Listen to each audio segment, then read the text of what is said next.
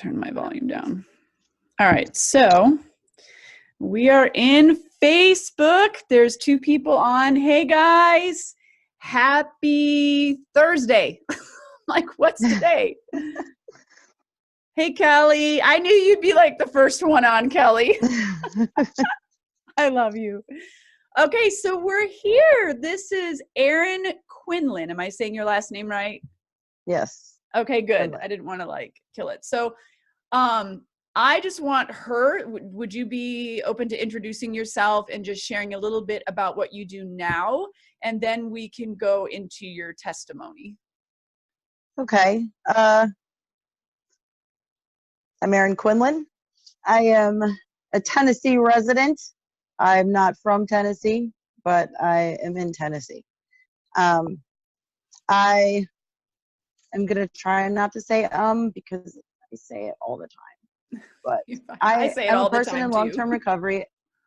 Yeah, it drives me nuts. I will have 5 years clean and sober in March. It's like Woohoo! 2 months.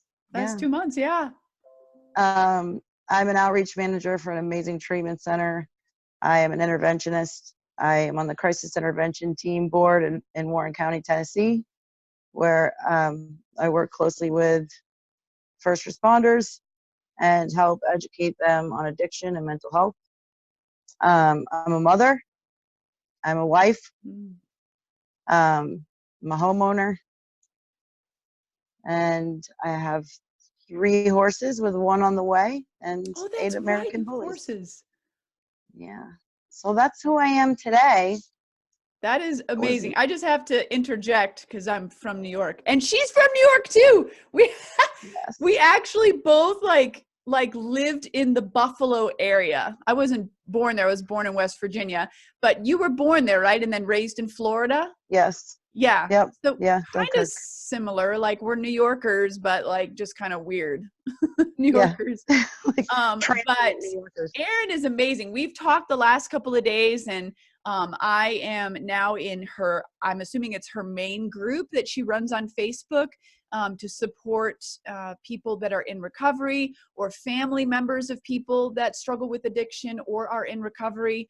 And she's just amazing, guys. Her heart, her passion, her determination in the face of her own struggles and, you know, her own recovery. She is doing the do and going out there and rescuing people. So just amazing. I'm so glad you're here. Thank you. She's actually sick.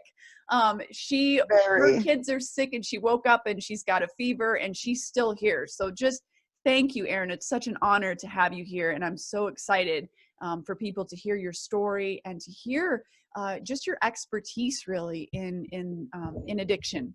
So do you feel like totally ready now to go ahead and share your testimony, which is amazing? Yeah, it's weird though, because I'm in a phase where my story is kind of changing a little bit, but I'll get into that part. I'm just, having an awakening of sorts about stuff from my childhood. And yeah, should I go? You should go for it. All right. So I had a really good childhood. My mother and father were, married my whole childhood. And my sisters were 15 and 13 years. Oh. Did somebody try to call you? Yeah, I gotta shut sorry. That's okay. Yeah, I put mine. Oh, actually I didn't. I need to put mine on. Oh, I'll just leave it. And now this went from yeah, I can still see you and hear you. Okay. All right. So my sisters were 15 and 13 years older than me. And I was the baby and I was spoiled rotten. My dad was a truck driver and he was gone a lot, but when he was home from being on the road, he was, taking me fishing or going for walks around the block, or, I used to go on the road with him. I was daddy's little girl.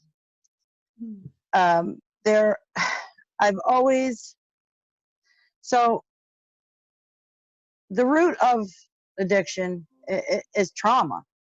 And trauma can range, it can be so many different things. And I'll get to that in a few minutes. But I was always able to say, like, I had a really good childhood and I did. My childhood was amazing. But I was under the impression that most of my trauma happened. I mean, most of my trauma did. I was under the impression that I didn't have trauma from my childhood. My trauma happened in active addiction. But I'm constantly reading and searching for knowledge and ways to understand and tools to have to fight this battle. And I've recently had some like things come to light from my childhood. When I was about 6 years old, there was a family who lived down the street from me, and the little girl was like a year younger than me, and the boy was a few years older than me. And my mom, I don't know, I don't know how old she was when she had me. I want to say late mid 30s, but she was she was living her life as a truck driver's wife. And I was with my sister a lot, my middle sister, and my mom was very busy. Sorry. So okay. I ended up at the neighbor's house a lot, and I had a lot of freedom as a kid. I was always out riding bikes and climbing trees and digging holes, and this was the 80s when you could just go out and then come back when the street lights were on, type of stuff. And there was a lot of time that was very unsupervised. And I remember being in a closet with this boy, and I remember being separated in chairs in the living room and like being scorned because what was going on in the closet. So little did I know that was something I was going to take with me. I was going to store it in my brain, not even realize that it affected me. And I go on with my life. And then when I'm with my cousin, very similar situation was happening. Same thing, put in chairs and whatever, and it was very over.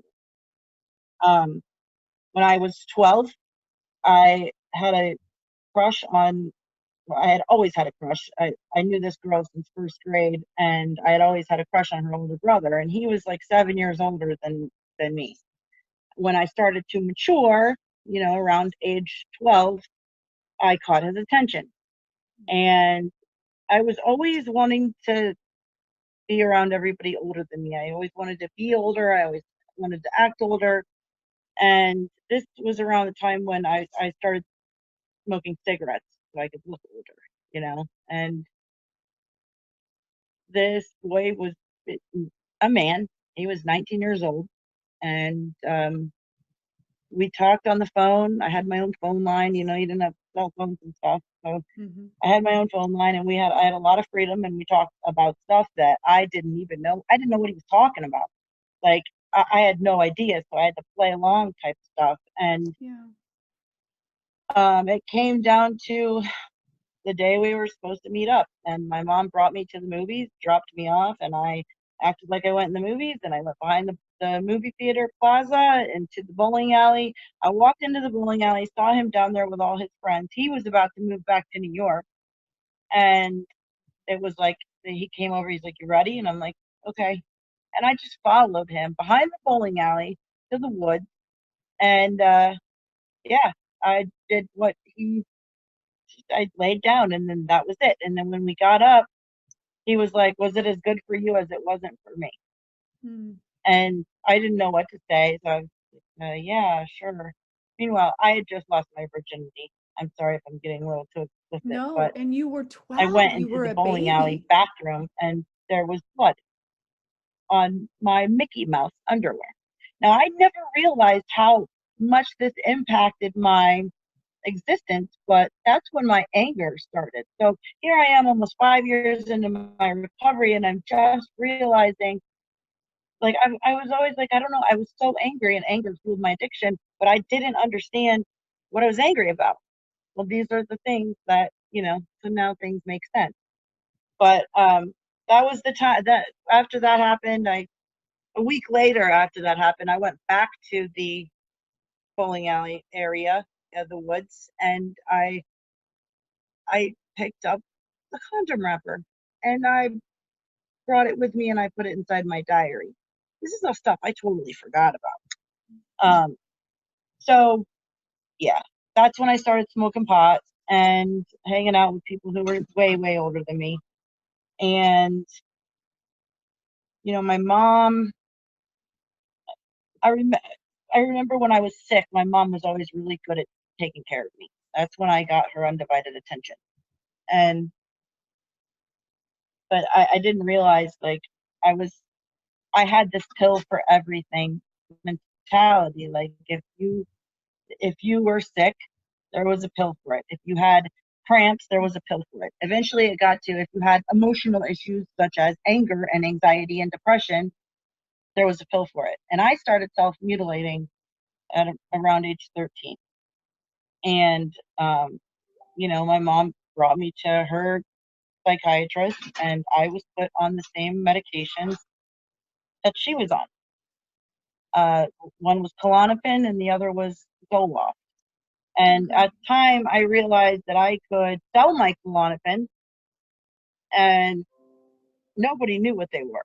Nobody knew what they were. This was like, it was like 1998-ish, and nobody knew what Klonopin was. So yeah, I remember taking one and feeling this, like when you take a deep breath and you sigh, and it was like this sense of calm, this relief. And that was something I had been searching for my whole entire life. So, but I thought it was amazing that I could sell these things and make money, and I could still take them. At that time, I didn't have a tolerance, so I could just take one and whatever. But I did quickly become addicted to the money aspect. And I met my oldest daughter's father when I was 17. I had just broken up with the father of my two youngest daughters today. We were together when I was a teenager, and I met my daughter Miranda's father. I got pregnant, and I had her when I was 18. And I immediately started working in the club scene in Daytona Beach. I was a waitress, and I saw the money that I could make doing that. Then I saw the bartenders and the money that they would count in their tip jars every night, and I was just absolutely fascinated. Fast forward a little bit, well, when I was working in the club, I had this little baby at home, so I would get off at 3:30, 4 o'clock in the morning. I would come home, and she would be awake at 6:30, 7 o'clock the latest. So I wasn't getting enough sleep, and I hated being tired. And that's when I was introduced to cocaine, and I fell in love with it. I absolutely fell in love with it.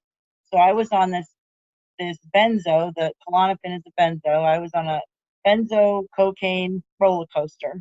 If I was tired, I did the cocaine. If I was too speeded out, I did I took my Klonopin, and it was or Xanax. It just was a horrible cycle, and it went on forever. Yeah. I ended up meeting my son's father, and I was always jumping from man to man. Always. I didn't know what self-love was. I was not okay being by myself. I always had to be with somebody. I was incredibly codependent. And that, yeah, I met my son's father. He was my bar back in security. And I was also friends with a lot of cops that would do security at the club that I worked at. Okay. I was selling cocaine and pills and weed while I was working, and I was just making money. And it was great. I felt like it was like the best time of my life. Well, I was with my son's father for a while, and I did get pregnant. And when I was pregnant, he decided that he was going to become a cop. He had already went to the academy prior to me meeting him. So he was a police officer by the time I had my son. And it did not take long after I gave birth for me to get back on opiates, and then the whole thing started over again. So I was So you selling drugs stopped out of his during house. pregnancy, like during pregnancy. Yes, absolutely. Yeah, I was able to stop during my Miranda, my oldest daughter. I stopped when I was pregnant with her. I didn't smoke cigarettes, nothing. Same with my son.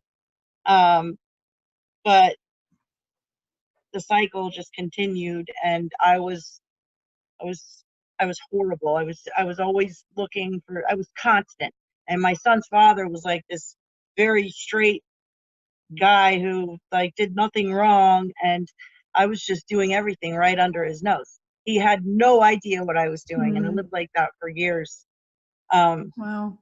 Eventually, he found some paraphernalia that, and he ended up kicking me out. And I know that was huge for him because he was in love with me, and he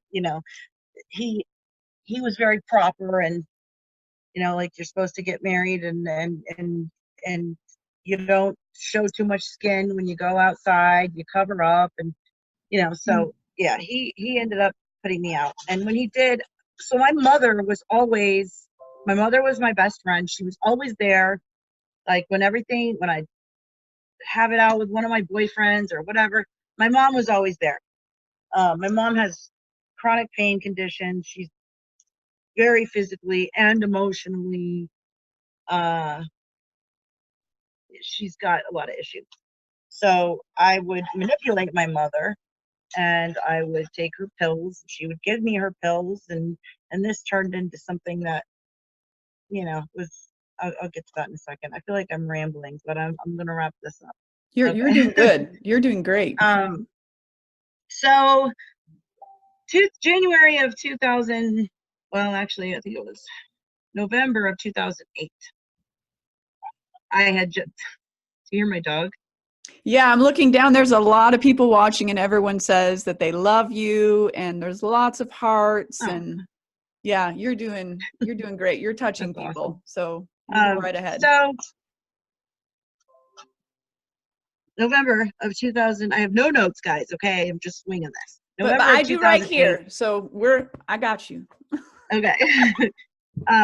I was on MySpace, and all of a sudden I got this message from James Quinlan, and I was living with my mom. I just got thrown out of my son's father's place.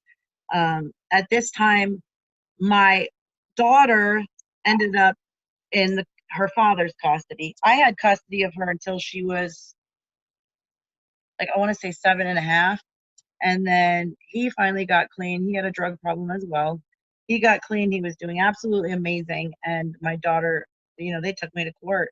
And my daughter ended up going with her father and her grandmother.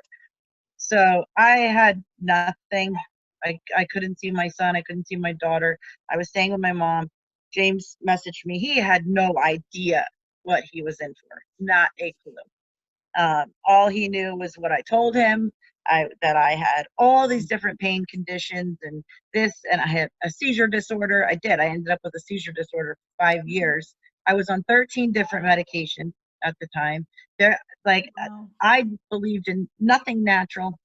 There was literally, when I say a pill for everything, I am so serious. Like, there was no natural way to deal with anything. There was no thought process. It was, I constantly went to my purse anytime I had an issue. If I was angry, if I was sad, if I was hurting, if, anxious, whatever.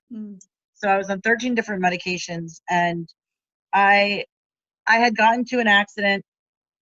So I hadn't really had a thing for opiates until I was about 24. And I was in a horrible accident on my son's birthday. It was Halloween. I was on the highway, and I was going about 80 miles an hour, and I hit a car that was going very slow. I still don't remember what happened, but I hit the car, and then I hit the guardrail, and then I flew over 3 lanes of traffic and ended up in a swamp. And I was knocked unconscious. I was bleeding from my head. I've got scars from where I had to get stitches. And the girls who found me on Halloween, and they called it in that I was dead. They thought they found a dead person.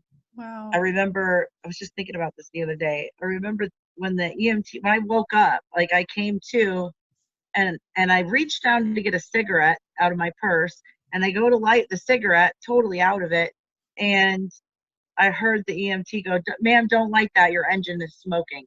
And I'm like, "What?" And I looked behind me, and they were in the back of the van opening. They were like cutting the back open to get me out. So that was. I ended up.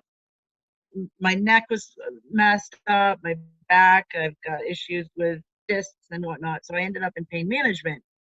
Now I had never had a thing for opiates. I was actually prescribed Loratab for fibromyalgia, and I did have migraines for a very long time. I had like Stadol nasal spray that I was prescribed for that, but I barely liked to use it because it made me feel sick. So I would just sell my pills.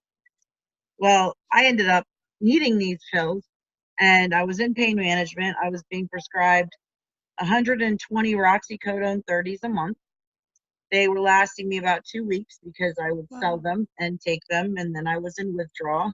And for anybody who doesn't know what opiate withdrawal is like, it is the equivalent of the flu. You take the worst flu you've ever had, and you multiply that by about 100. Your skin is on fire. You can't stay out of the bathroom. You're vomiting. You're defecating yourself. You have no control of your bodily movements. Wow. It's horrible. There's nothing horrible. like that on this earth. So yeah, James found me on MySpace, and I told him, I was honest with him. I did like the half truths. I did tell him that I had a problem with my pills and that I was physically dependent on it, but I made it like I was a victim, that these doctors put me on this, and I didn't know that I was going to become addicted. And so he always loved me. He loved me the whole entire time. I broke his heart when I broke up with him when I was 17. And so he was like, "Why don't you come up to Pennsylvania? You come up here, like I'll get you a flight, come up here, and I'll help you ration your pills. I'll help you wean off your pills." Right. Yeah. That was a huge mistake. I showed up, I got off that plane, I had my pill crusher in my purse with the straw in it because I would snort my Roxys. That was the best way to get them to work faster.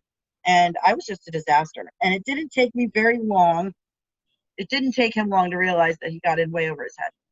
I feel like it was about, I went there January of 2009, and it was about 3 months later, I was fighting with him over cough syrup because I had no pills. I couldn't get any pills in Pennsylvania. Like, they just weren't having it. Everybody knew I was a hot mess. I didn't have any of my medical records or any of that stuff. Nobody was prescribing me anything, and I was like super angry. Were you still on cocaine at this point too? No, I wasn't doing. Okay. I wasn't doing cocaine because I didn't have it. That was pretty much the only reason. Okay. I always had a thing for cocaine. I had actually started smoking crack somewhere before all of that.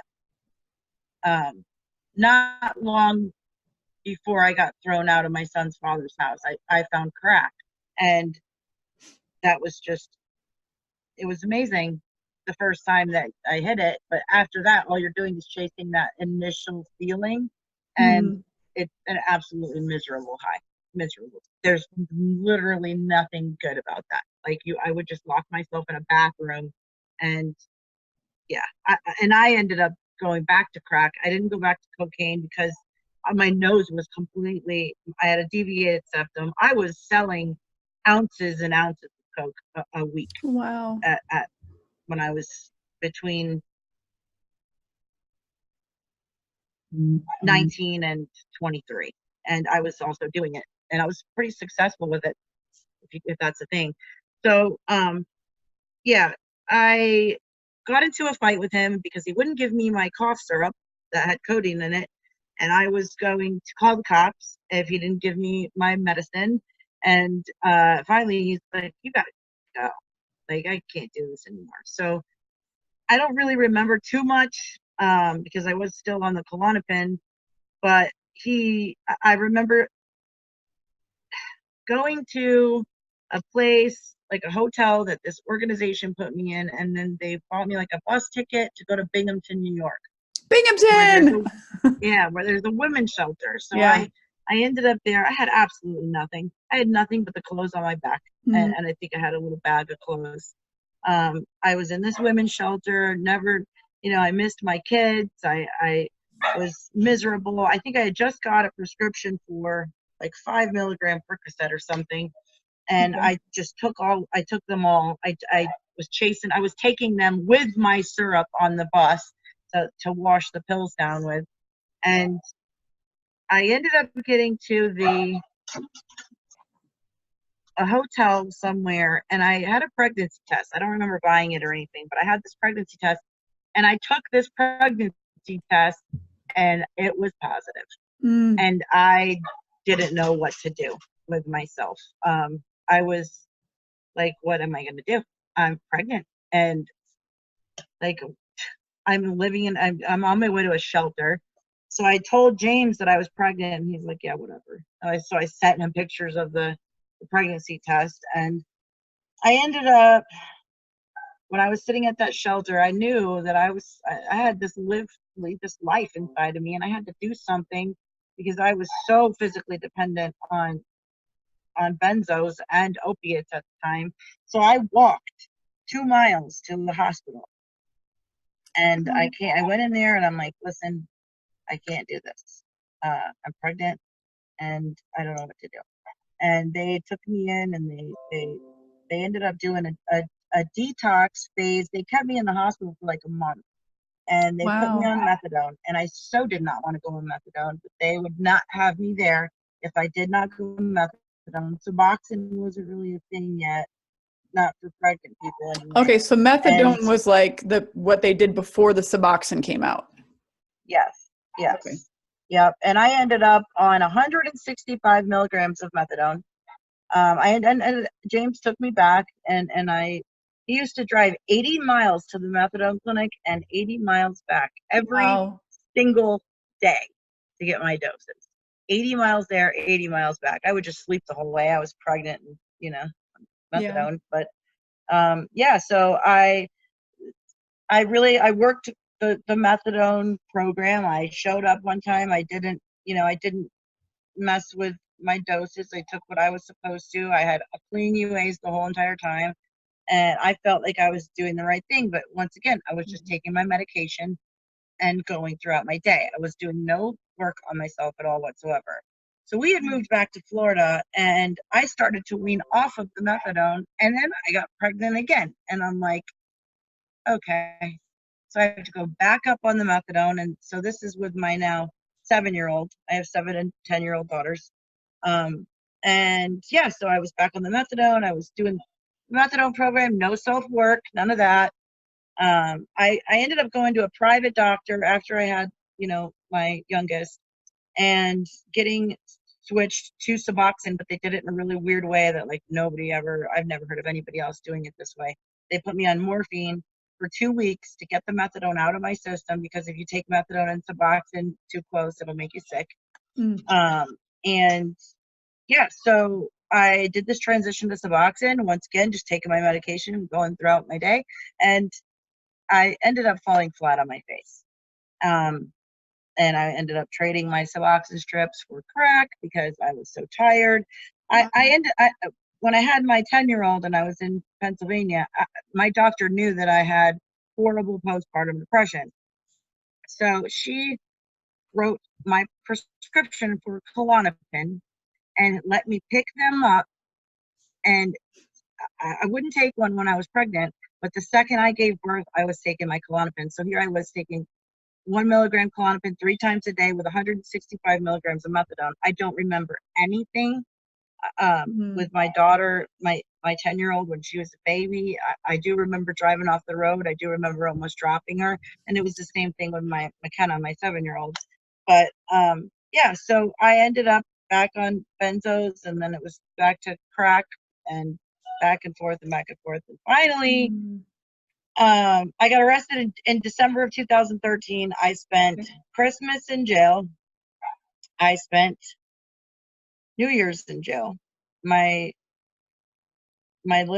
youngest were like a year and like 3 at the time. I got out of jail in late January, and I was like, I can't do drugs anymore. Like, I got to do this. I got to do this right. But once again, I was doing no self-work. I was tired all the time. Come to find out, if triggers are a thing, being tired is one of my triggers. I do not like being tired. And my mother was living with me. My mother was my enabler, period. I manipulated her, and it was very easy to do. She was always fully stocked with every type of medication you could think of. And I talked her into giving me one pill, one Luratab. I hurt my back. I knew nothing about the relapse process or anything like that. We were moving, and I picked up an electric chair, and I hurt my back, and that was it. And I convinced her. I'm like, Mom, I'm different. I was convinced. I'm like, I'm a different person. Like, I can do this. Like, it's just one pill. And so she gave me the one pill, and that was it. Within 2 weeks, I was stealing her entire bottle of pills and helping her look for them. And she's just like, in very bad physical shape. When you look at my mother, you know, she definitely doesn't look like a drug dealer. But that's another story for another time. So yeah, I ended up on her fentanyl patches, 100 mcg fentanyl patches. And what are I was those found used with for 3 typically? of them on 100 microgram fentanyl patches. I was passed out and drooling on myself, and James didn't even know that I was using again. He had no idea. No idea. So yeah, he kind of let me sleep it off. It's a miracle that I lived through that, because there's without question, I was overdosing. But yeah, so when I woke up, he said, you have to go to detox and treatment, or you have to leave. Now, By the time he had already what are kicked my fentanyl mom out. patches used for? What are those typically used for?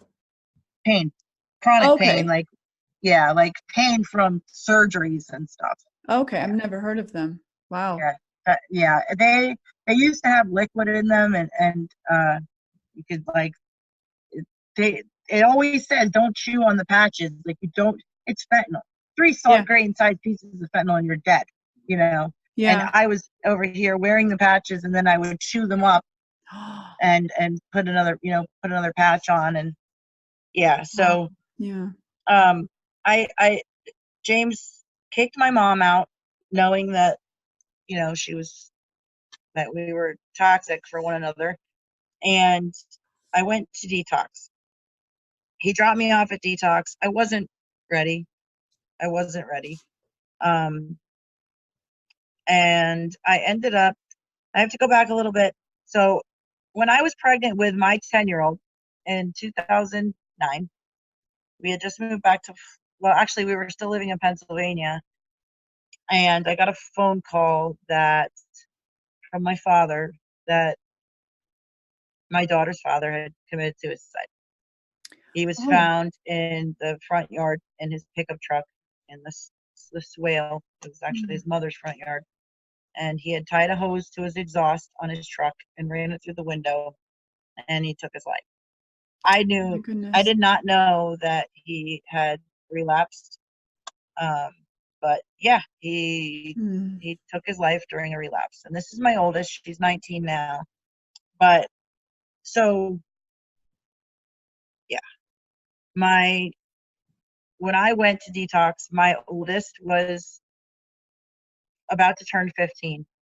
And I got money on a card. She got money. It was her survivor benefits.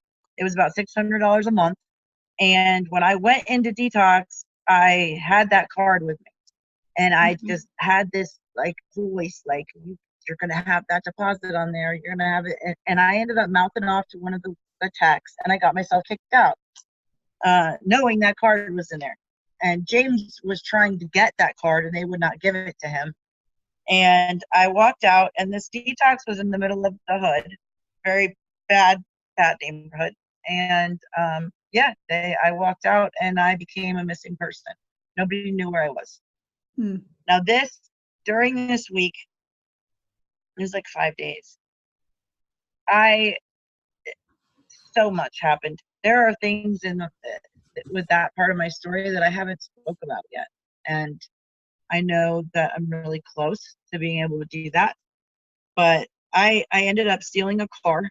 I went to the gas station down the road, and I saw somebody left their car running, and they went into the gas station. And I jumped in that car, and I went straight to an ATM. I went straight to the worst possible area, and I found, I found everything I needed. Yeah. And I got myself a hotel room, but that money didn't last very long, and I eventually ran out. And I ended up, during this time, James was looking for me. My mother was calling the morgue and the hospital and the jail. Nobody could find me. James was out walking the worst neighborhoods, and he was offering, pimps and prostitutes. Hey, the sound, I can't hear you. I think you covered your microphone. That's weird. It went to my headset. Hang on, let me. Oh. Can you hear me now or no? I can hear you, but you're just very, very quiet. Okay, let's try this. How's that? There you go. So, he was offering, homeless people and prostitutes and drug dealers $100 bill if they could lead him to me. But yeah, I ended up stuck in a trap house. There was a girl who saw me walking around Fort Myers, Florida with my suitcase, and I remember she was so like well put together. Her nails were done, she had really expensive sunglasses, her hair was perfect, her clothes were really nice, her sneakers were really white. And I'm like, man, she's really got it together. I was just beat up at this point. I was completely tore up. I had been staying in the woods after my hotel room ran out. Like when James was looking for me, I was in the woods in this little area, like a homeless camp type area. And I remember taking pictures because I couldn't even believe that this was a thing, and I was there. And I took pictures with my little throwaway phone that I had bought, and it was just very surreal. But even during that time, I felt God's presence. It was like I looked and I was like, wow, like this is where you're going to end up if you don't change.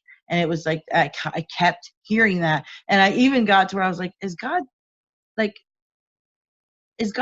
having me go through this so that I can see what's going to happen to me if I don't change my ways? And that thought just kept coming. But I ended up going with this girl. She offered me a place to stay. She said that she had crack, and she had, I told her that I had just walked out of detox and I was really sick. Because here I was coming off of fentanyl patches and Percocet and, Klonopin, and as soon as I left, it was like 2 hours, and I was sick. I was dope sick. I was that flu times 100. I was so ill, and I was walking around with my suitcase, and I was just sweating. I was a mess. She knew I was going through withdrawal. I was skin and bones, and so I went with her, and little did I know this place that she had for me was a trap house, and girls were being sold out the back door, and every drug you can imagine was being sold out the front. They had people that they were paying in drugs to, secure the place. There was these two guys, one watched the back door and the other watched the front. And I finally realized, like, I was running up a tab with her at this point too. Now she had plans for me that I didn't realize she had. And, you know, she let me run up a tab. She said that she didn't have Suboxone. I honestly, I just wanted Suboxone. I just wanted to not be sick. And the first thing that she let me buy was a Dilaudid. But then after that, she said she didn't have any more pills. Actually, she called something Dope Sick Sunday, and the Dilaudid were double the price. So it was like, yeah. And but what she could do for me was give me this bag of heroin that would give me like 4 good hits where I would not be sick for $20. And I was like, and I couldn't believe it because I had always said I would never do heroin. I would never. And here I am, 33 years old. And the first time I did it, it was like in a movie. It was like in like Pulp Fiction type of stuff where all of a sudden the entire room is spinning and Satan is in my ear, and he said, my thought was, you can never go home now. As soon as I did it, it was, you can never go home now. And I remember it so clear.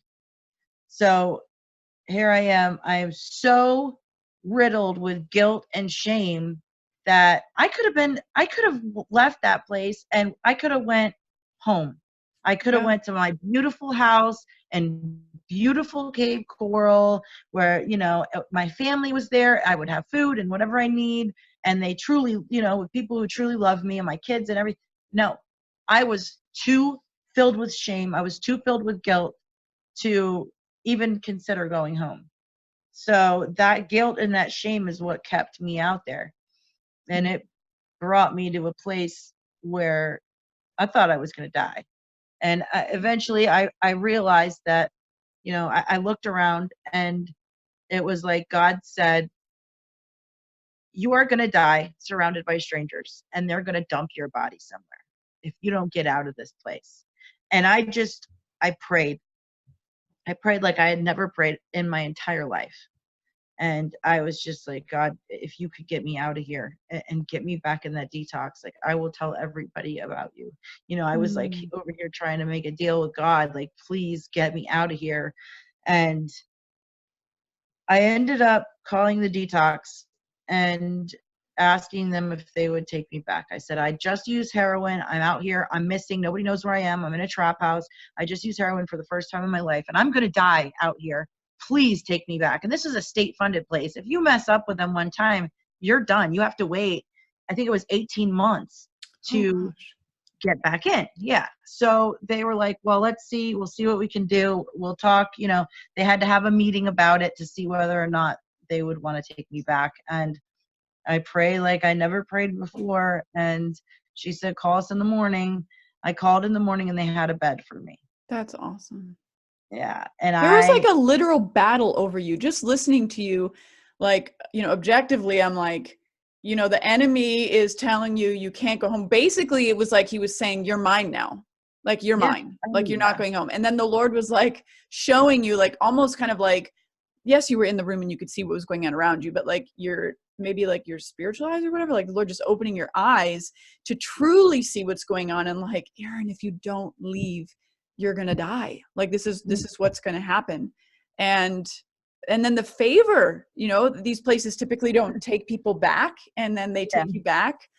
The Lord just had his hand on you. And I'm so thankful because you're just so, like, just listening to you yesterday and today, you just are so precious. And I mean, just the Lord's love over you, his banner, you know, the word says that his banner over us is love. And just through all of the 20 years of everything you went through, his banner remained.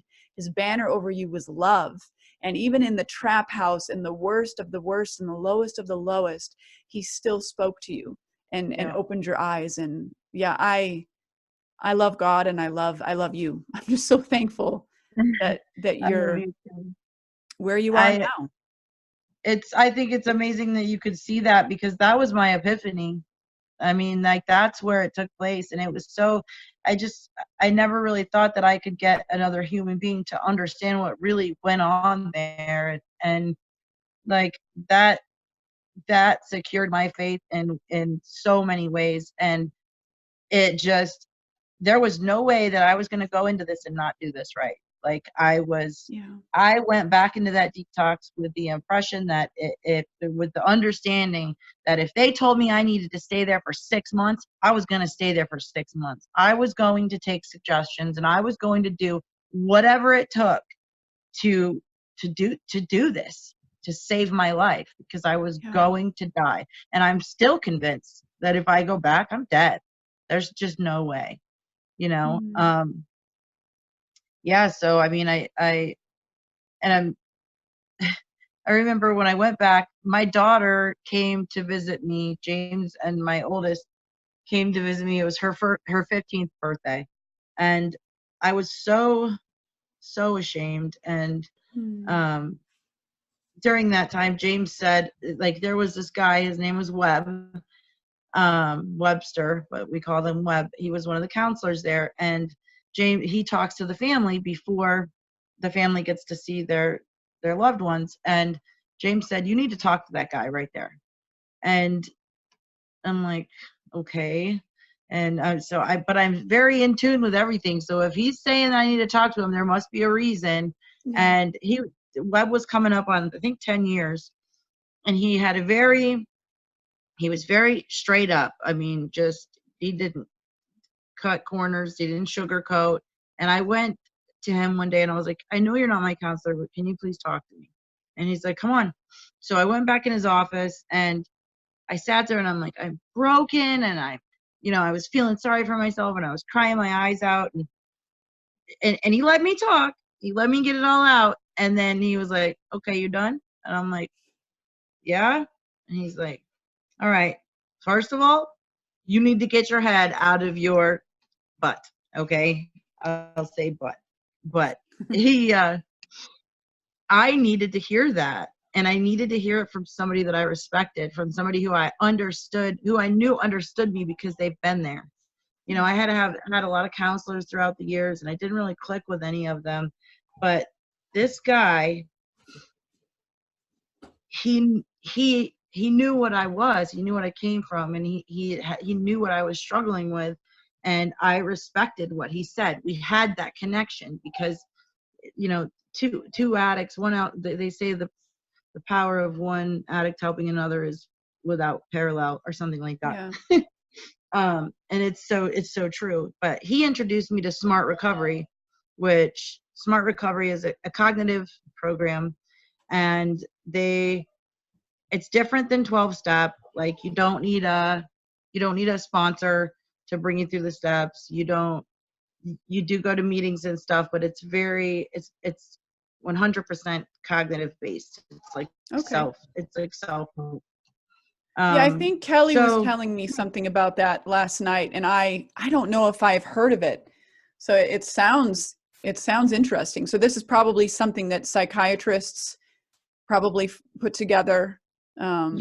Yes. They now there was a couple things that I didn't necessarily agree with, but I was struggling in the NA meetings, in treatment, in detox. We were at like 7 or 8 meetings a day. And it just felt like the same thing over and over again. And I had this thing in my head, because when I was 13, I got arrested with weed in school in 7th grade, and I had to go to NA meetings. So, and at the time I didn't want to not smoke pot. And like, I remember I'd have to have a form filled out by my probation officer. And I remember one time it said, what was the topic? And it was like drug dreams. And then it was like, what did you learn? And I was like, I learned that the only thing bad about drug dreams is when I wake up. So I had this thing about NA, but I was still open-minded, but I was struggling. I was struggling with the entire concept. And I didn't really trust myself to be around people who were fresh off the street like I was. And I went to Webb and I said, so tell me about the Smart Recovery thing. And he explained it. And I said, I'm really having a hard time with these 12-step meetings. And I'm like, can I go to a Smart Recovery meeting? He's like, well, we don't really do that, but let me look into something. I'll get back to you. I'm like, okay. So he came to me like not long after that, and he said, be ready at 7. And I'm like, for what? And he's like, you're going to the meeting. And they had a tech drive me to this Smart Recovery meeting. And little did I know, I kept in touch with Webb over the years. And when I initially called him, he's like, you're the one. You're the one. He's like, we started doing that. We started introducing smart recovery to our clients because of you, you know, and that was super cool. But yeah, it's the only thing I don't agree with is, so they don't talk about God, and they don't believe that addiction is a disease. Two things that I disagree with to an extent. And you know, but I was able, we need all the tools we can get in recovery. So I was able to separate, you know, take what I needed and leave the rest. You know, they didn't have to talk about God because he was with me. And they didn't have to, you know, it's like behavior modification. So that helped me a lot. And I got cognitive behavioral therapy. When I got out of treatment, I immediately went back to school. And I went back to school because I wanted to study psychology, and I didn't do it ever thinking I would work in the field. I didn't do it with a career in mind. I did it because I needed to learn how my mind worked. I needed these tools, and it was one of the best things I could have done for my recovery.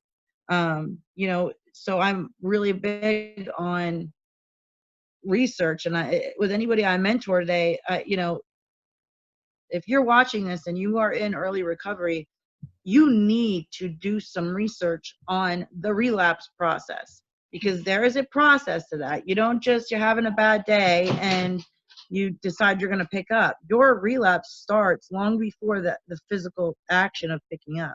There are 3 phases to the relapse process, and it starts, you know, it all starts right up here. Not only that, but relapse prevention. Those are 2 things that I always had to grasp onto when I was really struggling. And there's nothing wrong with reading it again either. I go back and I read stuff about relapse prevention all the time. And there's always new knowledge. We have so much knowledge right at our fingertips. Like, why wouldn't we use it? So. Yeah, one of the things I love about you and your group is that you are a strong supporter of the idea that everyone's recovery looks different, and that's okay. So if someone's recovery is 12 steps, that's beautiful. If someone's recovery is celebrate recovery, that's beautiful. If someone's recovery, like, just like, you support each individual and their own individual journey, and give voice and give space for them to have their own voices.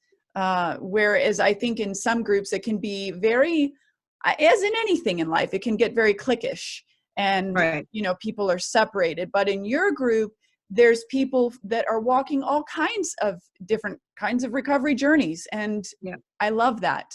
I love that about you. I love that about your group, and you can just sense a difference in the group. Just because of that. So thank you. All right. So you don't have your PowerPoint in front of you, so we're just going to skip that. And yeah, so I'll just go through a few things, and then you can say whatever you want on these things. And these are things that we had talked about yesterday. Let's see. How about you share about, you mentioned that talking about addiction and recovery helps others feel like they can come forward and get help, and that hiding your recovery and your testimony of addiction keeps others hidden in addiction. Yeah. Yes. I talk to everybody. Everybody I talk to for more than 5 minutes, I'm bringing up something about addiction, and I'm talking about being in recovery. And I do it because I just naturally did it. Like, I've always kind of been weird like that. I just talk about my stuff with people, but God has given me this gift of connecting with people, and it sounds weird to even say it, but you know, if like, when you don't talk about it, other people aren't going to talk about it. We had 2 guys come and they sold us a lawnmower, and you know, I start, for whatever reason, I started talking about the fact that I'm in recovery, and the guy was like, I'm in recovery too, and Yeah. there's nothing more powerful than that me too. When you realize that Yeah. you're not alone and somebody can relate to what you're going through, that it is so powerful. Yeah. um and so far I have never spoken with anybody where they have said that they're not affected by addiction. Everybody is like, Mhm. oh, my brother or my sister or my son or my mother. I get a lot of that. My mother and my father, are still caught up. They're still using. Maybe you could help them. And yeah, so staying silent Yeah. hasn't done us any good so far. So Yeah, listening to you talk in our phone conversation yesterday just made me realize, like, I addiction isn't part of my story. You know my story. It's crazy enough, but addiction wasn't part of that. But there, I never really thought about how the choices of people in my family, like my father's addiction, and I have alcoholism in my family, and then my brother, 17-year-old brother, died of an overdose in 2015. And of course that was extremely traumatic, but like I never really thought about how, what you were saying. How did you put it? I think I actually wrote it down, that loved ones of those in recovery from active addiction are in recovery too and need support. And absolutely. like that I am impacted not just by like my brother's death, but just by the alcoholism and the addiction in my family, and that's part of my trauma. And it Absolutely. opened my eyes to that. So thank you for that. But yeah, it's really eye-opening, and maybe you can even just talk about that a little bit, about how, just what you were sharing yesterday, like how it impacts our loved ones and our friends. Okay, so I'm glad that you mentioned that because I got sidetracked. So I'm going to go back a little bit. When I was in detox, now guilt and shame was always my thing. It always brought me back out, always. And I put James through a lot, and he didn't have access to, or he didn't even know, he didn't even realize that he needed help. Here was this man who had been alone most of his life, and now all of a sudden he's got two small children and a daughter that has no father because he took his life. And and this, he always said he has four kids because I was like a kid. I'm Yeah, but like, okay, so he had his own process that he wasn't aware even existed, and he had a very hard time with a lot of things they did in active addiction. So he would often throw things in my face, not realizing the damage that he could have been doing. He was just hurt because he is too in recovery from my addiction. But when I was sitting in that detox, there was this couple that used to come in and they used to talk about God, and there was something that they pointed out that made me realize that I was forgiven. And Yeah. it finally clicked. If I was forgiven by the creator of everything, why couldn't I forgive myself? So when I really truly felt his forgiveness and his mercy and his grace, I realized that I could forgive myself. And if I could forgive myself and I was forgiven by him, there was nothing anybody could throw my way Mhm. that would make me go back to those feelings of guilt and shame. And that was really hard for James. I might have come off like I was just cold hearted or whatever, but you know, for the first couple years, there was daily reminders of my drug use, but I knew it was Oh, different this time. And now I have to deal with the fact, and a lot of people I mentor and that I talk to struggle with this as well, because their family isn't getting the help that they should be getting to deal with all this stuff. So they're going to throw stuff in your face and they're going to remind you of things. And your trust has to be earned back after years. You didn't get like this overnight. It takes a long time to earn that trust back. And I like used to like Google stuff like, how do you deal with this or whatever, and there was no answers. Like there was nothing written anywhere that would tell me how to deal with the pain that I've caused my loved ones. And but his forgiveness and knowing I was forgiven, that was enough to shield me from anything that was thrown my way. yeah. And because you get enough you get enough reminders that eventually you're going to say, screw it. I mean, people do. I did, but there was nothing that could affect me like that, because I was already, I knew I was forgiven. Yeah, his So. blood is enough. That's a revelation, you know, it's such a elementary revelation, but it took me years to get that just because of my own past. His blood is enough. And though the accusations were coming from various ones that knew me in my past, I knew that I wasn't the same person. There's just so much grace.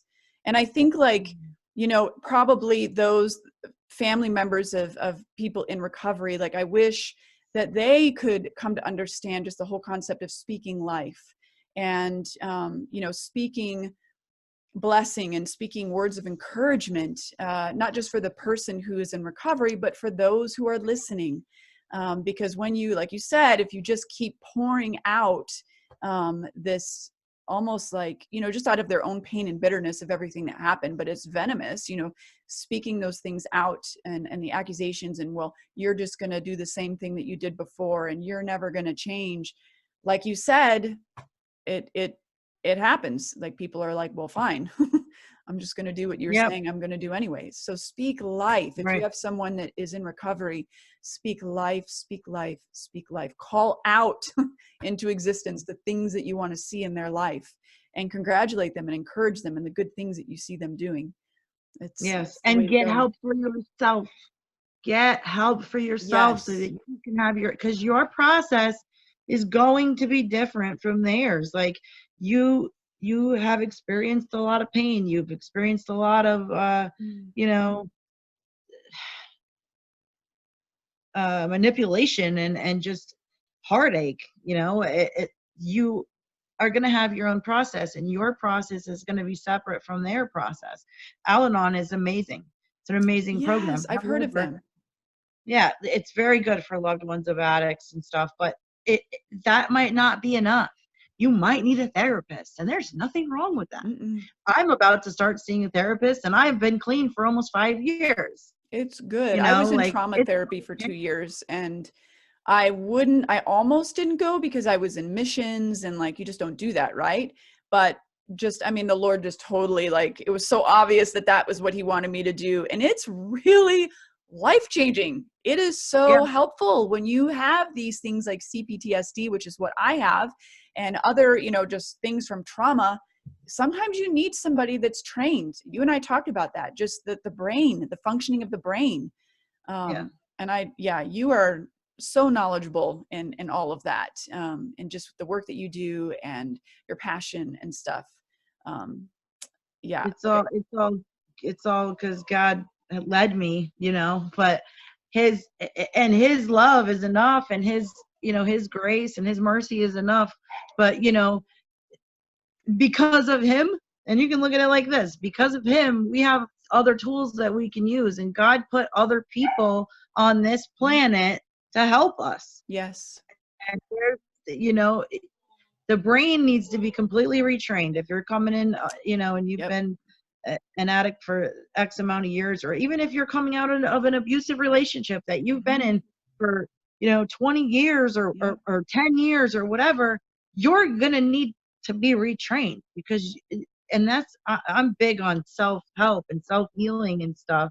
You know, God is my father, and I go to him with everything, but there's, you know, there's also work that I need to do, because Yes. it's not going to take care of itself. There are new habits I need to train my brain to understand. Right now, I'm working on keeping my promises to myself. I think that's really huge. I used to Mm. walk around like, I'm failing, like, and it was just like a cop out, like, oh, I didn't get this done today. I got nothing done today. I'm failing. I'm failing. No, like, let's do this. Like, and I've got to make promises to myself and keep them, you know?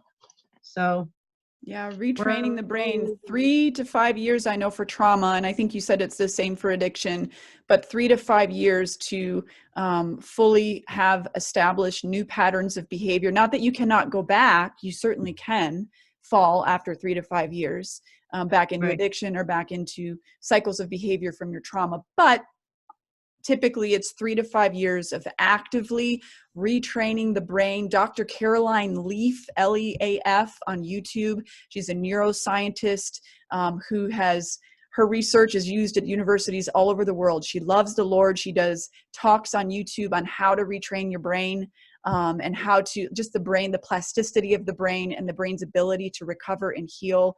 And I think she has like a 21-day program and a 48-day. You can do all of it on YouTube for free. So if you're listening to this and you're like, I cannot overcome self-hatred thoughts, I can't overcome suicidal thoughts, I can't, just these patterns of behavior that I just keep doing over and over, take yourself over to YouTube after this video, look up Dr. Caroline Leaf, Caroline. She's brilliant and it will totally change your life. It's incredible. She sounds like the holistic psychologist a little bit. Yeah. And she she's a doctor in neuroscience. And she basically proved, like, she was the one back in the 90s or 80s that proved just how much the brain could recover. She took a person who fell out of a window, 3rd story, massive brain trauma, vegetable almost, and she basically showed that through these various steps of retraining the brain and healing the brain, that person is functional today. So her research and things that she found, like I said, are being used all over the world. She's brilliant and she loves the Lord. So everything, when she shares about depression, anxiety, she has specific videos on how to overcome those things.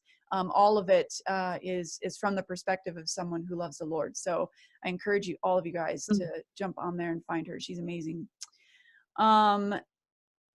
You said that you wanted to talk about this, how recovering addicts tend to return to toxic situations and toxic people instead of finding new friends and finding new living situations. You take the floor on this because I loved just what you shared with me on the phone. Yeah, so I live in Middle Tennessee, like middle of nowhere Tennessee. I'm right between Nashville and Chattanooga, and I live in a cove, there's mountains that surround where I'm at. We are very country around here. Come on. Yeah, very. So I'm talking the Walmart's a 25-minute drive to get to Walmart type stuff, a 20-minute drive to get to a gas station. So we don't have a lot of resources here. And I have found that I will send somebody from this area to treatment, and they get out of treatment and they come right back into the same area, and they because we are lacking resources, we really are. But I mean, these centers, there are places you go to a program, there are amazing 12-month discipleship programs where people can restart their whole entire existence. Or if you can go to a private center and get serious therapy and stuff while you're in a controlled environment, and they offer sober living, there's nothing wrong with going to sober living and taking some more time. Like Tiffany Jenkins with Juggling the Jenkins, she went into sober living and to rebuild her life. That woman is amazing. I know who she is. Yeah, she's awesome.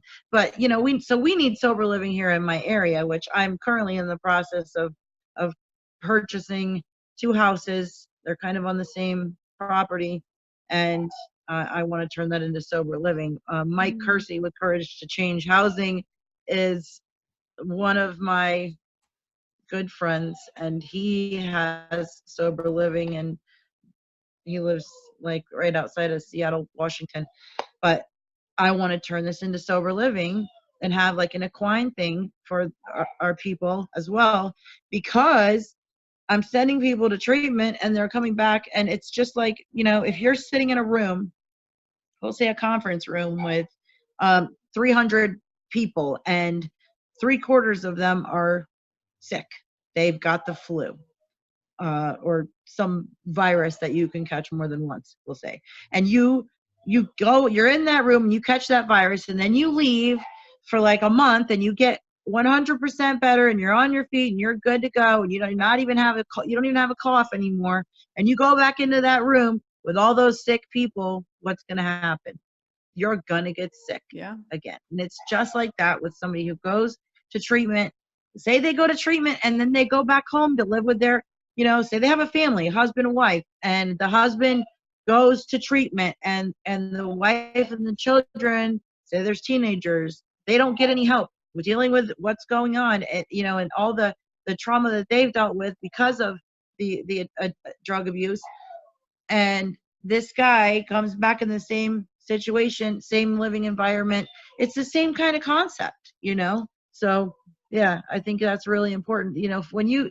I could send somebody to treatment, and I could send them to the best program that exists.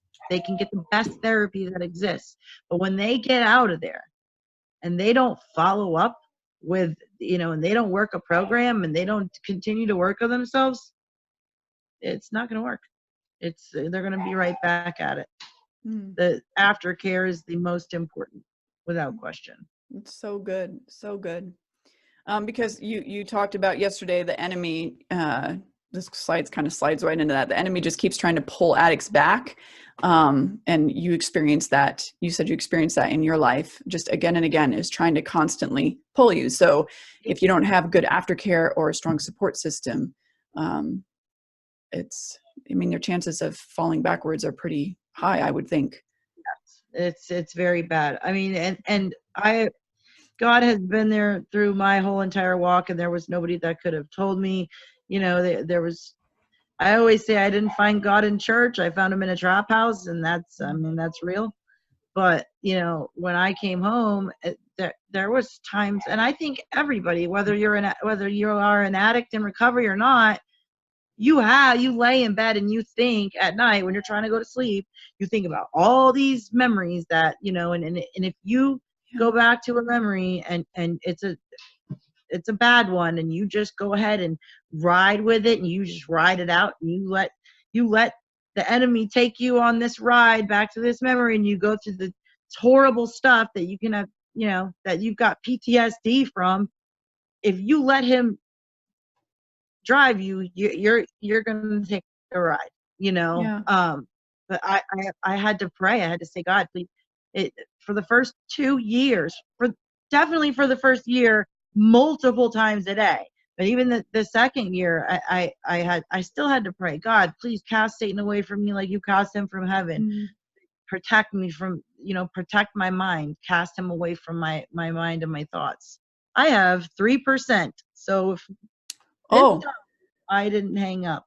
Okay. So yeah, we're at the end anyways. Why don't you just take that 3% and speak to people who are in active addiction right now, watching this? I know what it feels like to have that monkey on your back. I know what it feels like to feel like you're not worthy. I know what it's like to think that you're too far gone because of your age or because of the things that you've done, and you think you don't deserve it, and that your life is never going to change. I am here to tell you that if you are still breathing, you have purpose here. That is all there is to it. Especially if you're using any of the pills that are on the street right now, because the vast majority of them are not coming from pharmacies. They're being made with a pill press, and there's fentanyl in them, and they're killing people left and right.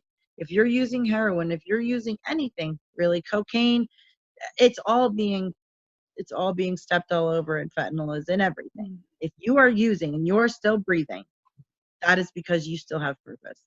And you can always message me. Always. I will give you my cell number. I can, this is what I do. This is why I'm still here. Because honestly, I should be dead. But I get to live in my purpose today. Amen. You are someone who has risen above the ashes. And I love when I hear stories like this. Not only did you overcome the addiction and continuing to overcome as you are in recovery, but you are pouring yourself out to rescue others. It's that Isaiah 58 mandate, which I always talk about because I love it. Just going in and breaking the chains of others and setting the oppressed free, taking care of the widow and the orphan, feeding the hungry, clothing the naked. And in the process of doing that, the Lord is just blessing you and taking you on this. You talked about a little bit yesterday that you're kind of in this new journey right now with the Lord, and he's just taking you to the next level. This kind of, what I see it as, coming up out of the desert, leaning on your beloved, understanding that his banner over you 100% is love. It's incredible to me how much you've accomplished, how in your weakness, like you have just been a demonstration truly of his strength in the midst of weakness. He has been your strength. And now you go and be the hands and feet of Jesus in other people's lives. And I love it. I just want to honor you in that and say thank you for all that you're doing and how you're pouring out into others' lives. And James, is that your husband's, or his name? Is that his name, James? Yeah. Yeah. And just, if you're still watching, James, I just honor you and say thank you for blessing her in the way that you hung on to hope and fought for her and fought for her kids. Just bless you in that. And your children, Erin, just bless them. And may they each grow up and do mighty things for the kingdom, each and every one of them, and just understanding how precious and how loved they are. So thank you for doing this, and everyone that's watching this, thank you for joining in. Share this video or tag people that you know need to hear it, and bless each and every one of you in your own journeys. Grace and strength to you as you navigate your own stories. Each of us has a story. So bless you. So thank you, Erin. Thank you so much. I appreciate it. All right. You have a great day. You too. I love you. God bless you. I have no idea how to leave. I'm gonna end this, so you're good. All right. Bye, guys. Bye.